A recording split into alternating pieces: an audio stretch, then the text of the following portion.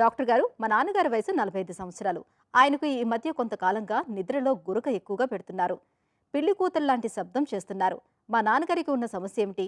ఆయనకు చికిత్స ఇప్పిస్తే ఈ గురక శబ్దం తగ్గిపోతుందా? తెలియజేయండి అని అడుగుతున్నారు. ఈ ప్రశ్నకు డాక్టర్ గారి సమాధానం ఇప్పుడు తెలుసుకుందాం. అమ్మ, మీరు మీ ఫాదర్ 45 ఇయర్స్ అన్నారు. రీసెంట్గా ఎక్కువ గురక పెడుతున్నా అన్నారు.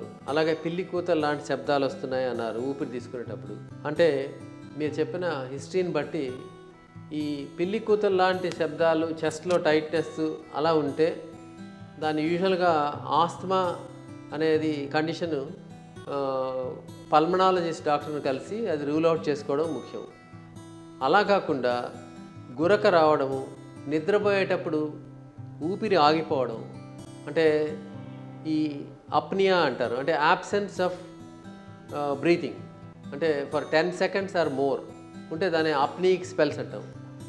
ఇలా పీరియాడిక్గా జరుగుతూ గంటలో 5 సార్ల వరకు ఇలా జరిగితే ప్రమాదం లేదు. ఇది యూజువల్గా స్లీప్ స్టడీ ద్వారా డయాగ్నోస్ చేయొచ్చు. ఈ అప్నిక్ స్పెల్స్ గంటకి 5 నుంచి 15 సార్ల వరకు జరుగుతుంటే మైల్డ్ అబ్స్ట్రక్టివ్ స్లీప్ అప్నియా అంటారు. అలాగే 15 to 30 times జరుగుతుంటే మోడరేట్ స్లీప్ అప్నియా అంటారు. అబౌవ్ 30 times జరిగితే సివియర్ స్లీప్ అప్నియా అంటారు. ఇది ఎలా చేస్తారంటే, మీరు హోమ్ బేస్డ్ స్లీప్ స్టడీస్ కూడా ఉంటాయి. వాళ్ళని కాంటాక్ట్ చేస్తే నైట్ వచ్చి మానిటర్స్ పెట్టి ఈ ఆక్సిజన్ సాచురేషన్ మెజర్ చేస్తారు. నిద్రపోయేటప్పుడు ఎన్ని గంటలు నిద్రపోయారు, గంటలో ఎన్నిసార్లు ఊపిరి ఆపేస్తున్నారు అనేది ఈ polysomnography or overnight sleep study అంటారు. దీని ద్వారా సివియారిటీ ఎంత ఉన్నది అని తెలుసుకొని ఈ అబ్స్ట్రక్టివ్ స్లీప్ అప్నియా అనే కండిషన్ ఉన్నదా అనేది రూల్ అవుట్ చేయాల్సి ఉంటుంది. యూజువల్గా ఈ ప్రాబ్లం ఉన్న వాళ్ళకి గురకతో పాటు day time sleepiness, excessive tiredness కూడా ఉంటాయి.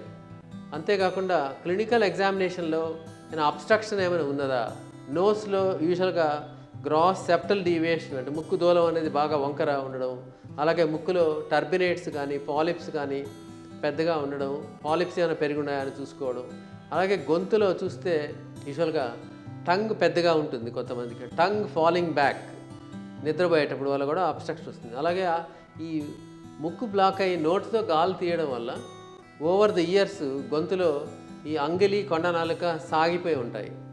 అంతేకాకుండా గొంతులో ఉన్న టాన్సిల్స్ కూడా కొంతమంది పెద్దగా ఉంటే కూడా వీటి వల్ల కూడా గురక వస్తుంది. ఇవన్నీ రకరకాల obstructive causes for snoring and obstructive sleep apnoea. అందుకని ఈ డీటెయిల్డ్ క్లినికల్ ఎగ్జామినేషన్ అలాగే ఈ ఓవర్ నైట్ స్లీప్ స్టడీ ద్వారా ఈ ప్రాబ్లం ఎంత సివియర్గా ఉన్నది అనేది డయాగ్నోస్ చేయాల్సి ఉంటుంది. అంతేకాకుండా హైపోథైరాయిడిజం లాంటి కండిషన్స్లో ఉన్న వాళ్ళకు కూడా ఈ గురక ఎక్కువ వచ్చేదానికి అవకాశం ఉంది. Overweight is also a common cause for snoring and obstructive sleep apnea. All these things అంటే we have to keep in mind.